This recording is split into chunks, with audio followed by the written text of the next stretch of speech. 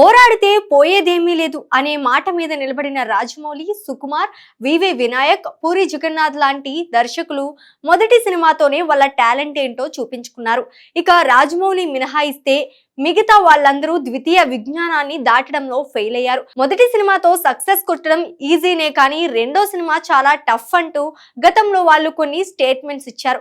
కారణం ఏంటంటే వాళ్ళకి ఫస్ట్ మూవీతో వచ్చిన స్టార్డమ్ ను వాళ్ళు చేసిన సెకండ్ మూవీ రీచ్ అవ్వలేకపోవడం. ఇక 2022 సంవత్సరంలో బలగం సినిమాతో భారీ విజయాన్ని అందుకున్న దర్శకుడు వేణు, ఈయన సైతం ద్వితీయ విజ్ఞానాన్ని దాటుతాడా లేదా అనేది ఇప్పుడు చర్చనీయాంశంగా మారింది. ప్రస్తుతం ఈయన ఎల్లమ్మ అనే సినిమా చేస్తున్నాడు.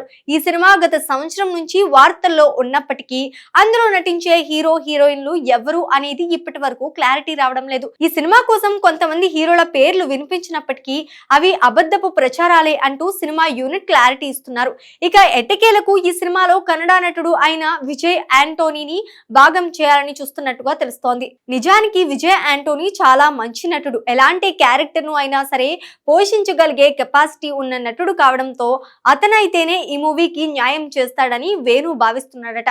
ఇక వేణు ఇదే విషయాన్ని దిల్ రాజుతో చర్చించి ఇద్దరూ కలిసి ఒక డెసిషన్ ను తీసుకున్నారట. రీసెంట్ గా భద్రకాళి సినిమాతో మంచి విజయాన్ని అందుకున్న విజయ్ యాంటోనీకి తెలుగులో కూడా మంచి మార్కెట్ ఉంది. నటన పరంగా చూసుకున్నా, మార్కెట్ పరంగా చూసుకున్నా ఆయన ఈ బడ్జెట్ కి పర్ఫెక్ట్ సరిపోతాడు అంటూ వీళ్ళిద్దరూ అతన్ని కలిసి కథను కూడా వినిపించారట. మొత్తానికైతే 2-3 రోజుల్లో విజయ్ యాంటోనీ ఎల్లమ్మ సినిమాలో హీరోగా ఫిక్స్ అయినట్టుగా ఆఫీషియల్ అనౌన్స్మెంట్ రాబోతోంది. ఎట్టకేలకు ఎల్లమ్మకు మోక్షం దక్కిందనే చెప్పాలి. ఇక విజయ్ యాంటోనీ అయినా ఈ సినిమాలో చివరి వరకు ఉంటాడా, లేదంటే ఆయన కూడా మధ్యలోనే ఈ సినిమా నుంచి తప్పుకుంటాడా అనేది తెలియాల్సి ఉంది.